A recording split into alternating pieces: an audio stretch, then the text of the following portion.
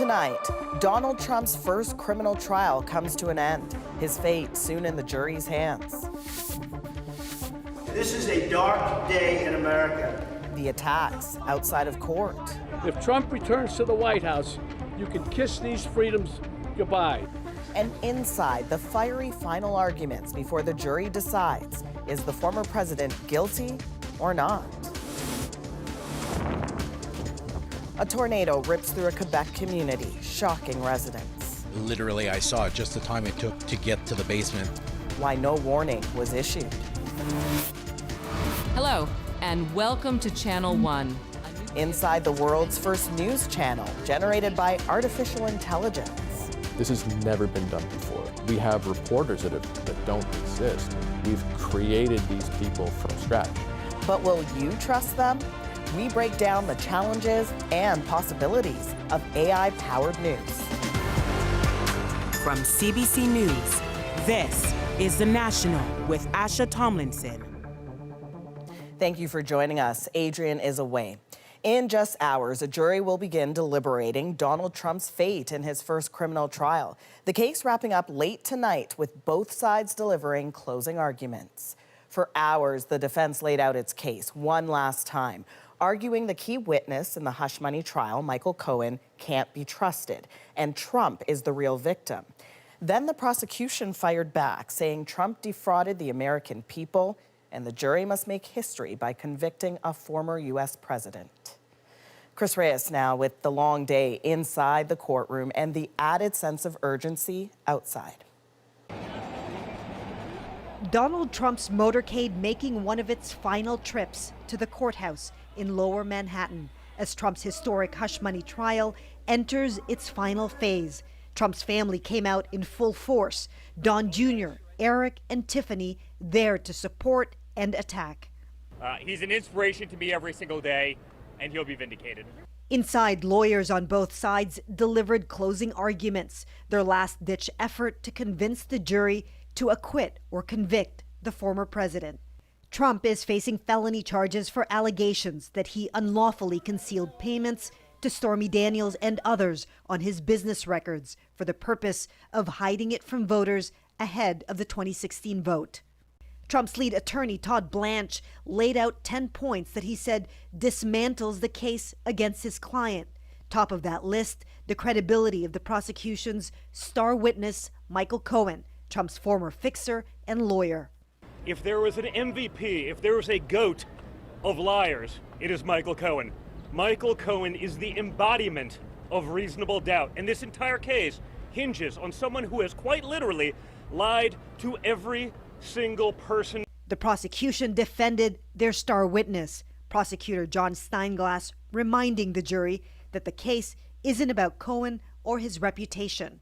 He's like a tour guide through the physical evidence, Steinglass said. Those documents don't lie and they don't forget, in part referring to the checks with Trump's signature paid to Cohen, checks prosecutors argue were reimbursements for the hush money payment. In a first during this 5-week trial, supporters of President Biden held a news conference outside, the group led by actor Robert De Niro, who recently voiced a Biden ad campaign. I don't mean to scare you. No, wait, maybe I do mean to scare you. If Trump returns to the White House, you can kiss these freedoms goodbye that we all take for granted. Chris, closing arguments were an absolute marathon, and things pick right back up tomorrow. That's right. The defense spoke for 2.5 hours, the prosecution nearly 5. Court wrapped at around 8 p.m., Asha. So incredibly long night for this jury. They're back again tomorrow. They'll receive instructions from the judge. And then off they will go into deliberations with no time limit. And then we wait for that dramatic moment when Trump's fate will be decided by 12 New Yorkers, a former American president judged by a jury of his peers. Truly historic. All right, Chris Reyes in New York for us tonight. Thank you. Israel is pushing deeper into Rafah tonight, despite growing international outrage over Sunday's deadly airstrike in the southern Gaza city. It caused a massive fire at a displaced persons camp, killing dozens of Palestinians. And as Tom Perry explains, Israel now says that fire may have been triggered by Hamas weapons. Already displaced by war, Palestinian civilians once more on the move. We left, we gathered our things, we were scared, she says. All night our kids were screaming. Families seeking security, trying to survive.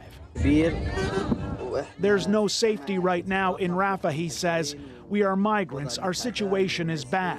Civilians are facing more pressure and fear after an Israeli attack Sunday night.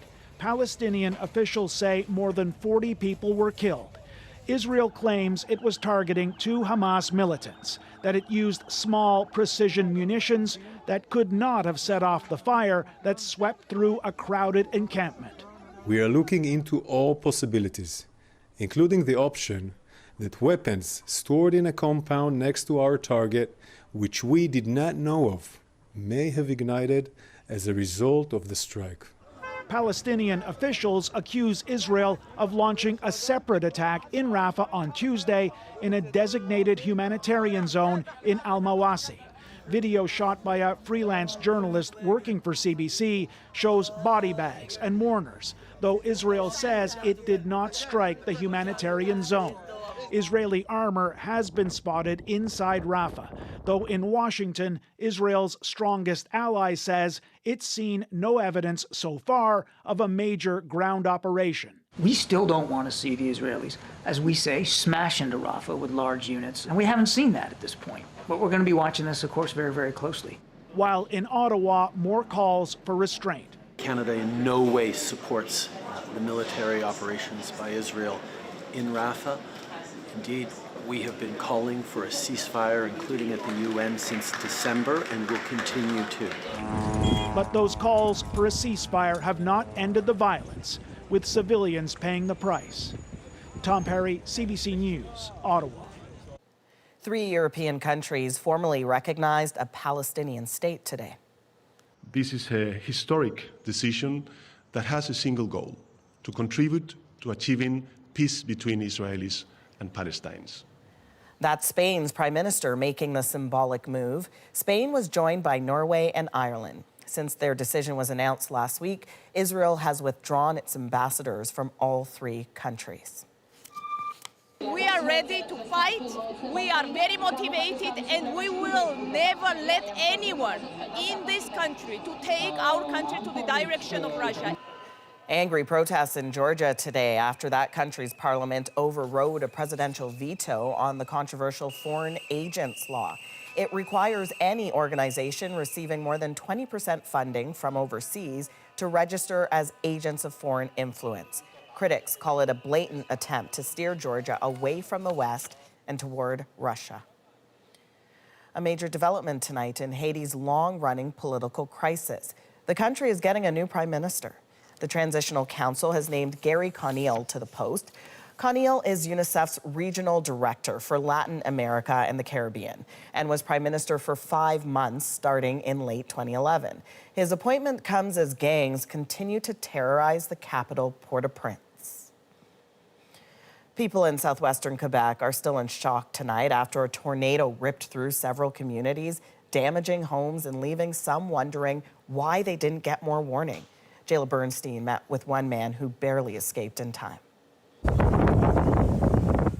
It happened in seconds, giving Daniel Gelina little time to dive into the cellar.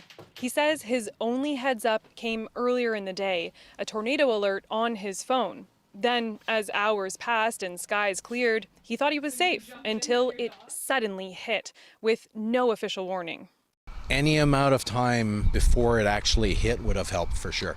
Because I literally saw just the time it took to get to the basement door and open it. It was half done. It was almost finished. So that extra 10 seconds could have made a big difference. He lost his roof, but inside the house is mostly intact. And most importantly, no one was injured. Do you want to come on over? Yeah. They are covering this hole, so if it rains tonight, we don't get rain in our house. With repairs now underway, his wife, who was not there at the time, is beyond relieved. He texted me saying, "Oh my God, a tornado just hit our house, and then I didn't hear from him. He wasn't responding because he was just reacting, right? Left, right, and center. Environment Canada issued tornado warnings for some parts of Ontario and Quebec that were in the path of the storm. A warning means immediate danger, take cover. But this area was only under a watch. Government meteorologists say the storm cells in the region didn't look likely to form a tornado. These investigators are collecting data to help better understand and predict storms like this one in the future. It's something we're trying to help Environment Canada improve. So there are quite a few tornadoes that happen in Canada that don't get warned. As for Daniel Gelina, he says he'll build back stronger than ever.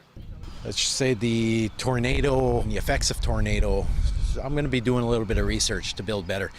Yeah, my garage is definitely going to be a lot stronger, that's for sure. Jayla, scientists say climate change is altering weather patterns. Any sign that was a factor here?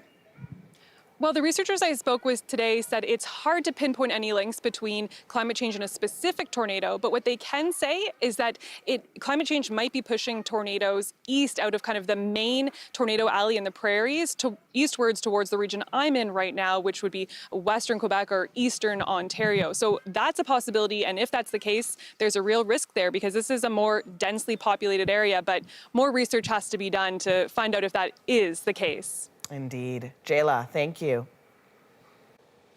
And in Papua New Guinea, a bridge collapse is now hampering rescue efforts after Friday's massive landslide buried at least 2,000 people. UN officials say the bridge lay on the main aid route into the disaster zone. Relief workers must now use a longer alternate route to bring in heavy equipment, and there's fear more landslides could follow. Back in this country, wildfire evacuees in BC are returning home. The mayor of Fort Nelson showed us just how close the flames came to the town's center. So from where it's burning black against the river and the western edge of it, from there to the community is about 1.5 kilometers. Now, the fire did destroy 4 homes at the edge of town and damage 6 more. 4,700 residents have been out of their homes for over 2 weeks now. Some who have been allowed back say they're keeping their bags packed in case they're evacuated again. Ticks are making an early appearance this year, and a growing number of sightings of the potentially harmful bug are being reported in parts of Canada. Kayla Hounsell now on what you should watch out for. You can see how small they can be. As Dr. Larry Tung shows the ticks he's pulled off of dogs, Cooper arrives with one buried in his skin. So we really want to make sure we get the head, the mouthpieces out. Tung says he's seeing an increase in pets coming into his animal hospital with ticks. We used to see them more in the summer. Now we're seeing them in the spring, even sometimes during warm periods in the winter. By most accounts, ticks are pretty nasty, but the real danger comes from the Lyme disease they carry. There have been more than 8,000 human cases of Lyme reported in Canada since 2021.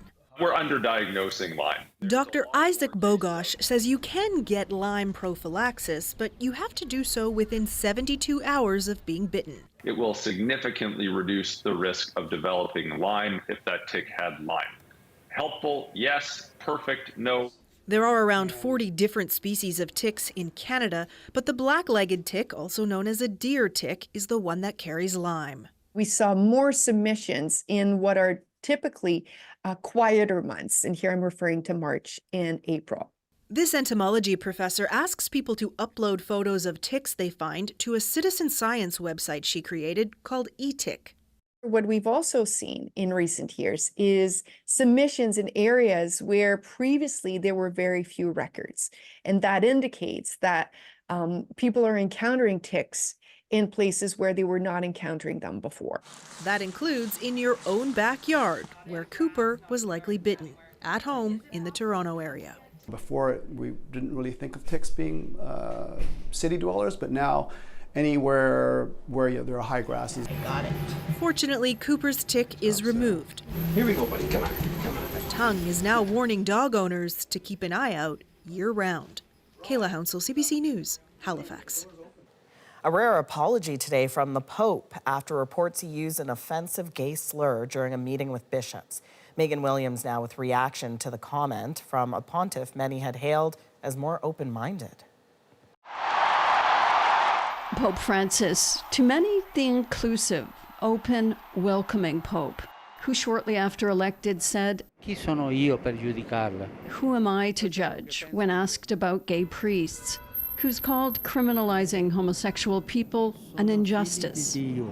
Which is why so many were shocked when he used a denigrating Italian word for gay men during a meeting with bishops, where he urged them to keep gay men out of seminaries. But the fact that he said it to a room of more than 200 bishops at an official event, an official assembly, and there were other people in the room, he must have known, or he should have known, that it was going to get out. A Vatican statement said the Pope never intended to offend or express himself in homophobic terms, and said the Pope apologized to those who felt offended. A very rare apology.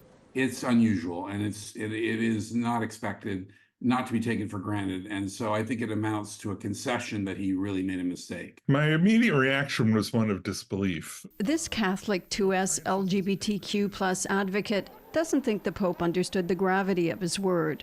What bothers him more, he says, is the Pope's push to keep gay men out of the priesthood. The church would not be able to operate without gay priests. The most conservative estimates say about 50%. I think it's probably higher. You know, there is some sort of hypocrisy about not accepting gay men for the priesthood at this point, since the church has been built on the work of gay men. Late last year, the Pope approved priests opting to bless same-sex couples, triggering a backlash from conservative and African bishops. Some Vatican observers wonder if the incident was a way of the Pope responding to their concerns. Megan Williams, CBC News, Rome. A historic and emotional moment in the Ontario legislature today.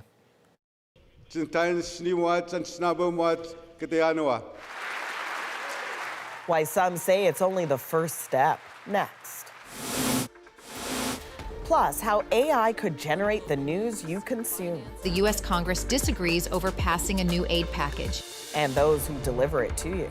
We have reporters that don't exist. We've created these people from scratch. We'll look at a company that's already doing it.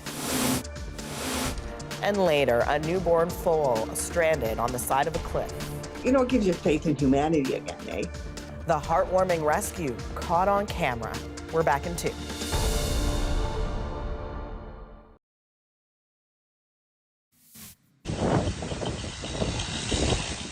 This was the scene in Texas today after a serious storm ripped through the state. Lightning struck a number of homes and buildings, causing fires. Strong winds downed dozens of trees. At the height of the storm, power was cut to more than 1 million people. A historic moment at the Ontario legislature today, where for the first time, a First Nation MPP was allowed to address the chamber in his own language. Ithil Musa now with why his words were so meaningful for so many. In Ontario's legislature, a major milestone. I want to say thank you to everyone present. History was made when New Democrat MPP Saul Mamakwa spoke in Anishinaabe, known as OG Cree in English. It's the first time a language other than English and French has ever been allowed to be spoken in the chamber. Mamakwa's supporters and family were there to witness it all. Teach your children to speak their First Nations language and to be proud of it. As a child, Mamakwa was punished for doing just that in residential school. Ontario's only First Nation legislator says those institutions, which aim to strip children of their culture, have left Indigenous languages on the brink of extinction. We need to get back to the speaking our languages, because language is about identity, language is about life, language is about of who we are. There are more than 70 distinct Indigenous languages spoken in Canada, and the United Nations says all of them are at risk. It's important for our people to be able to see that in this House and in this legislature, that our language is being spoken so that it can help provide pride, especially in our younger generations. For 17-year-old Sigwen McKay of Bearskin Lake First Nation, Mamakwa's speech is a source of pride and inspiration. It's just such like a big moment, and especially because it's like the language my father speaks, you know what I mean, like, and our family does. Like, to be able to like just see that and see him be just unapologetically himself. It feels like the world's finally changing. And that change is already having an impact. Premier Doug Ford immediately agreeing to Mamakwa's request for more support for long-term care in a First Nation community. A rare reach across the aisle on this unprecedented day. Idil Musa, CBC News, Toronto. A Canadian company says it's found a solution to a problem that could affect the wine on your table. So far, the results are unbelievably promising. The technology that's treating the grapes, coming up. Plus, news created entirely by artificial intelligence. Hello, and welcome to Channel 1. It's a reality that could be closer than you think. We think there's an opportunity to really bring news a few generations forward. But some say it raises ethical concerns. And how AI is changing the way war is waged at sea. I think it's really important that we don't have machines that are making decisions as to whether or not to kill someone or not kill someone. The National breaks down the stories shaping our world. Next.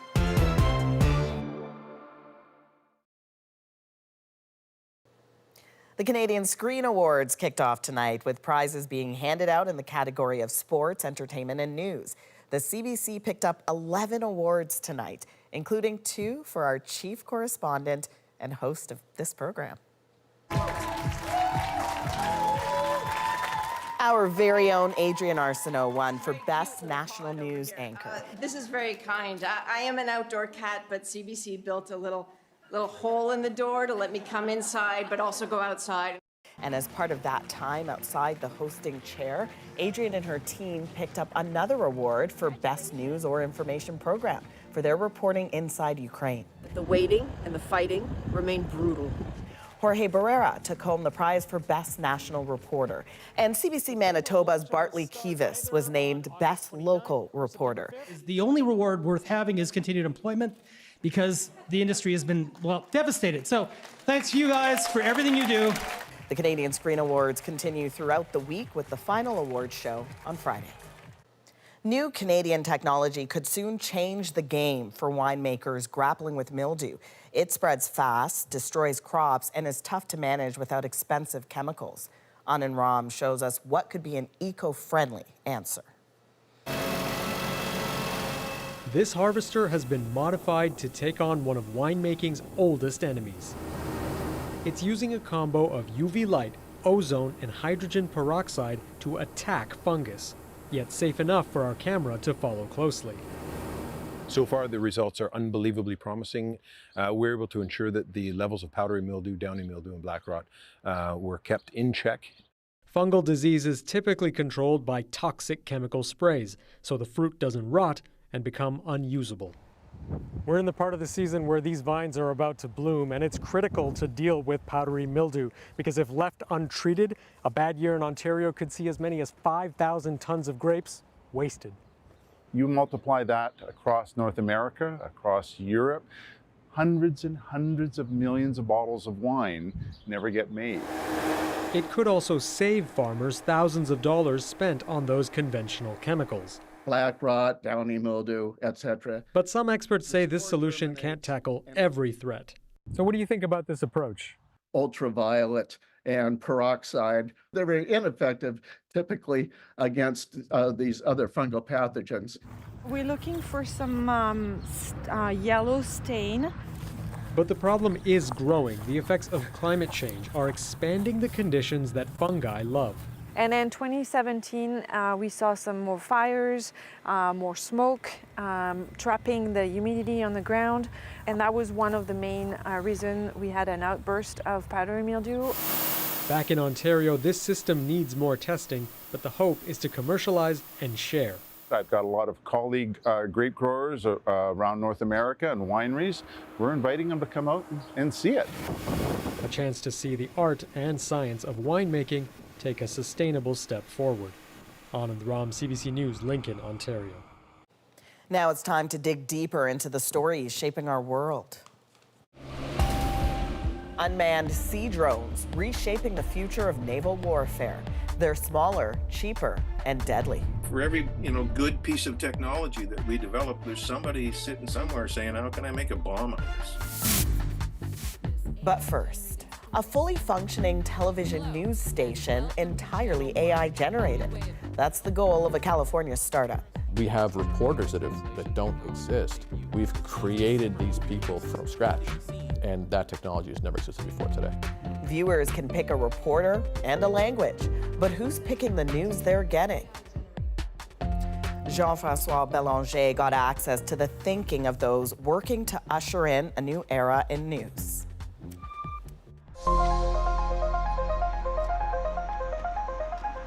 It is a major undertaking. Operating a media group in 2024 requires substantial resources,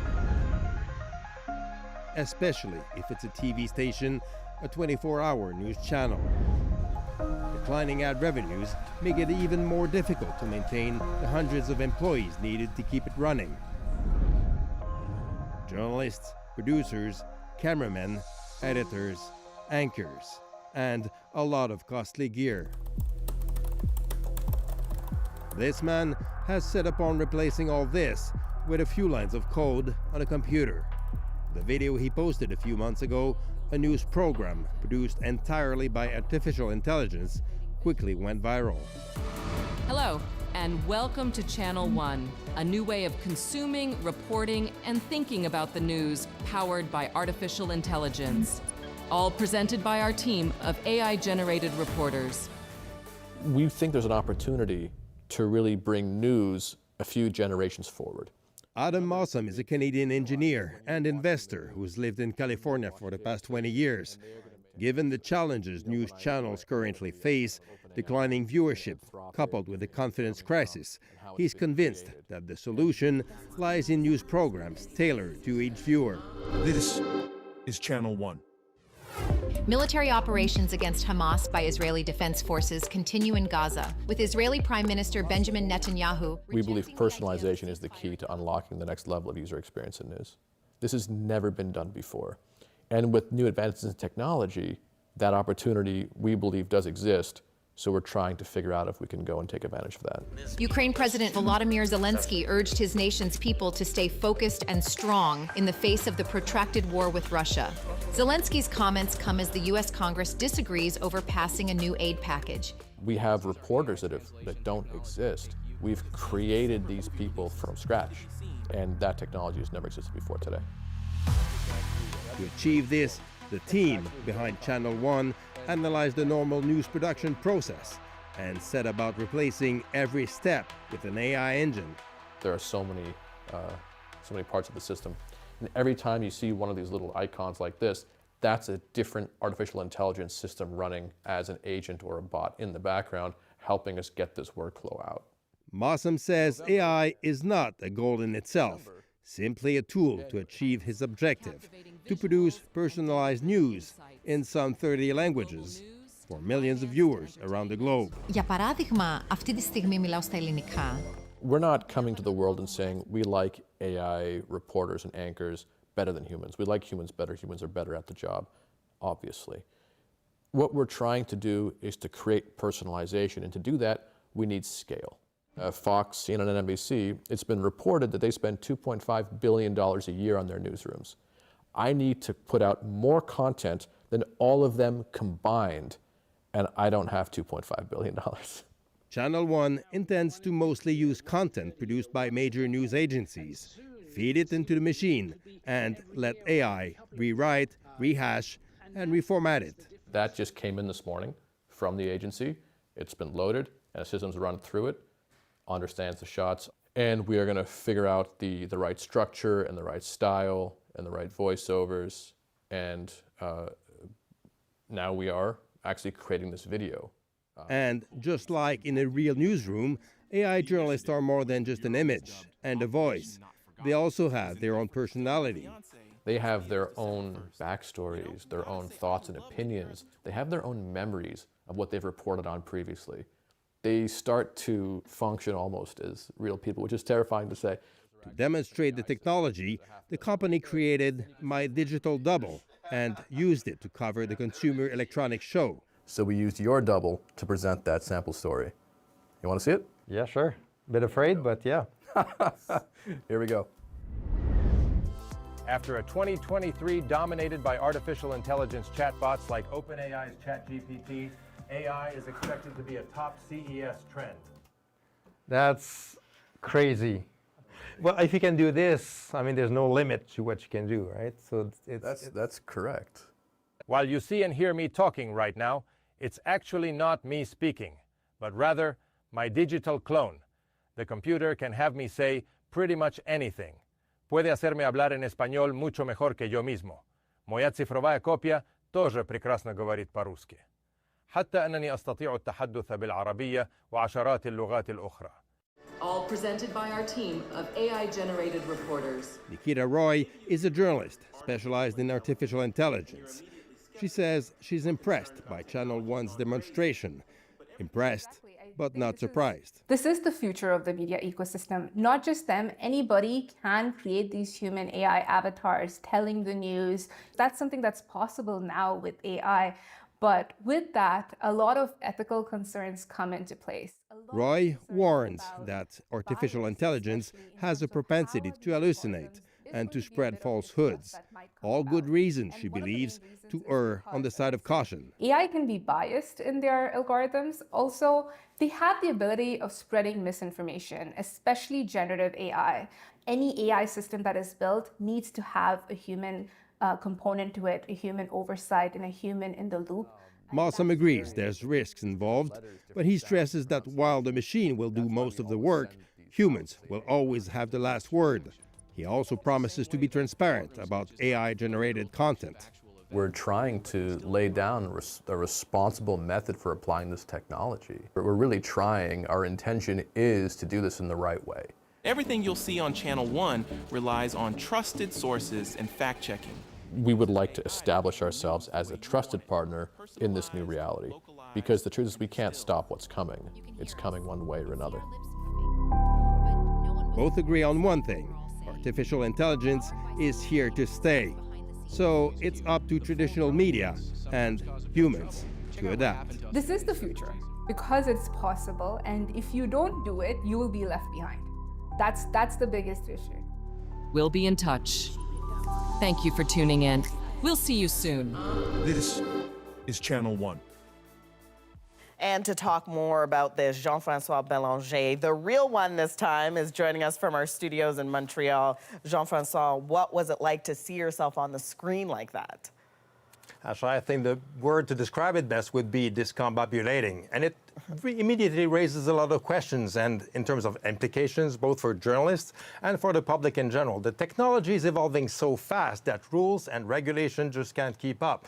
Now, the federal government has a piece of legislation in the works. It's called the Artificial Intelligence and Data Act. The Canadian Association of Journalists is currently working on a set of principles and guidelines for the use of AI, and most media outlets are putting together their own policy in that regard. And the key word for everyone is transparency.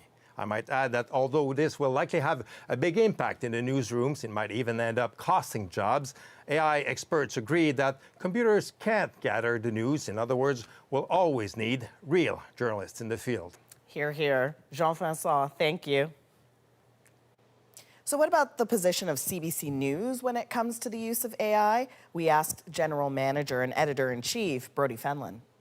Well, a year ago, we issued guidelines to our journalists, and we made them publicly available about the use of generative AI in our journalism.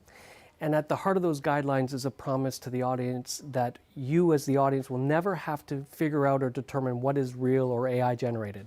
So full transparency, full accountability, a promise to the audience that nothing goes to error online without human oversight, and all of this about protecting and preserving public trust and confidence in our journalism.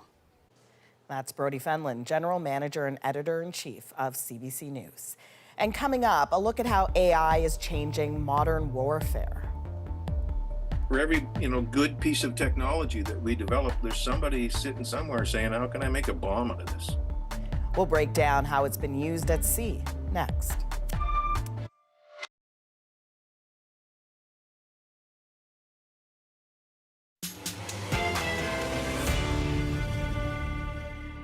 The rise of naval drones are changing battle lines at sea and bringing waves of ethical questions. I think it's really important that we don't have machines that are making decisions as to whether or not to kill someone or not kill someone. How has the emergence of drones forced a rethink of the rules of war? Murray Brewster breaks down what it could mean for Canada's military and how it's responding. They are weapons that turn night into day at sea. The landing ship Olenegorski Gornyak, once the pride of Russia's Black Sea Fleet, one of nearly 24 Russian warships sunk or seriously damaged by Ukraine in a new way of warfare. Дрон. Вон второй дрон.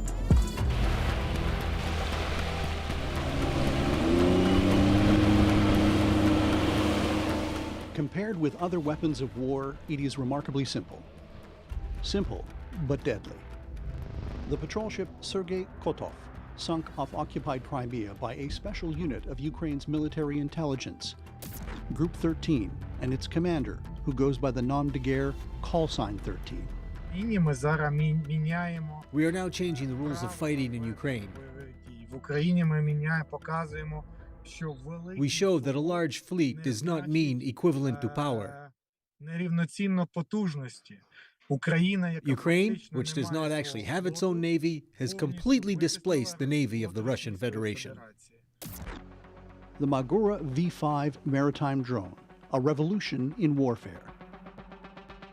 With a 200-kilogram warhead and a top speed of 80 kilometers an hour and a range of 800 kilometers, these cheap, expendable, remotely piloted boats have driven much of the Russian Black Sea Fleet out of their traditional waters in Crimea and away from Odessa and Ukrainian trade routes. The overall commander of Ukrainian drone forces, Colonel Vadim Sukhar-Vavesky, says they're not done hunting yet.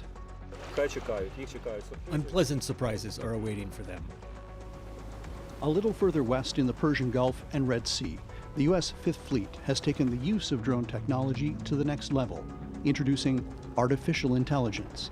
The former commander, U.S. Vice Admiral Brad Cooper, says it all started 3 years ago. So we brought really the dream team of unmanned surface vessels and artificial intelligence here to Bahrain for about a week and designed the operational concept of how this would work.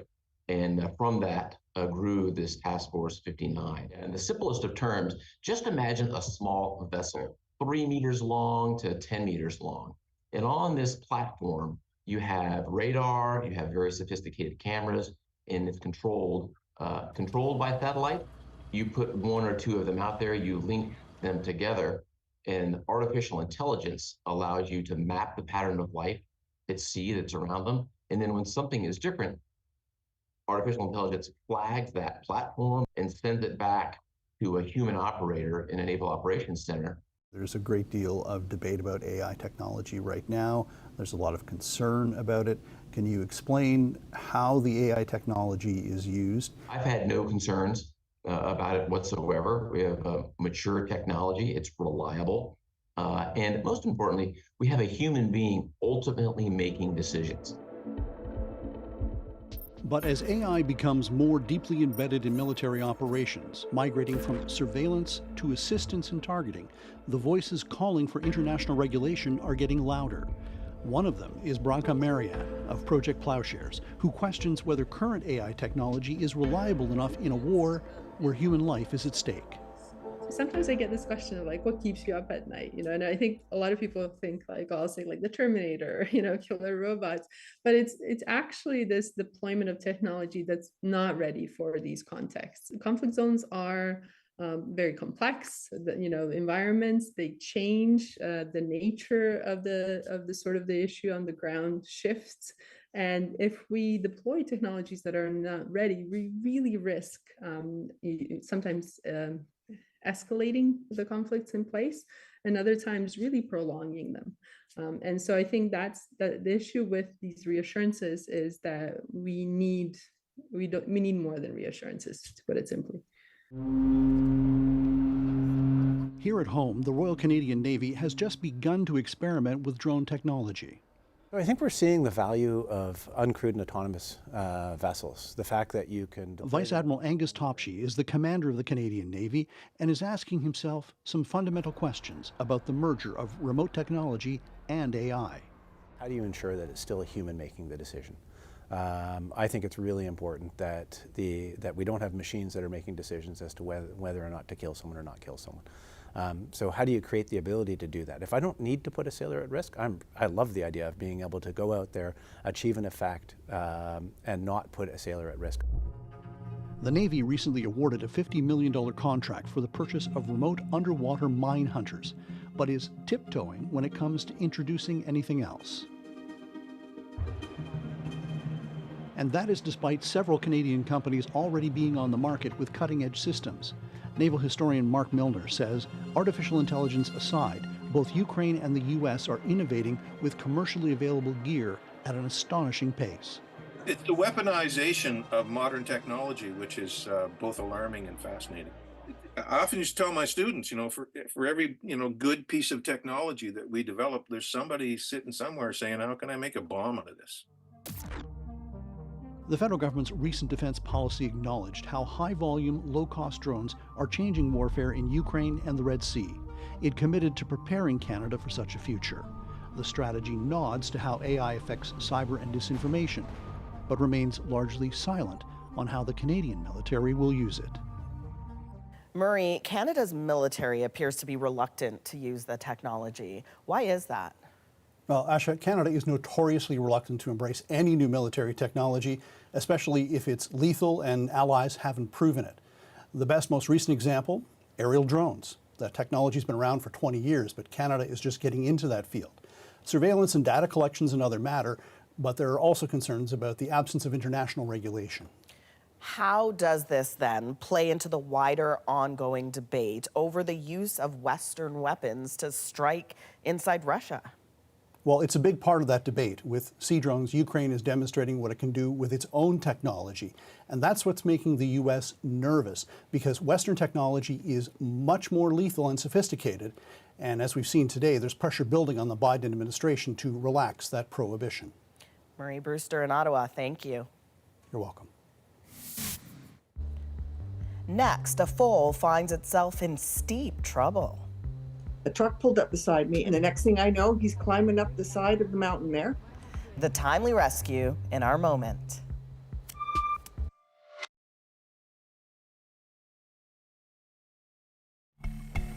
A foal rescued from the side of a cliff. It happened outside Sundre, Alberta. A rider in a nearby vehicle stepped up and took matters into his own hands. It was all captured by a woman watching with her grandson. The free-roaming foal makes our moment.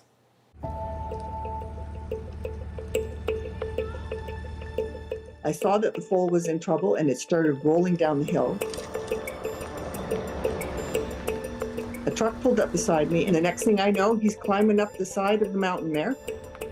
It had poured rain. It was wet, it was slippery, and he's a bit worried because the mare is very protective. Benson, be careful.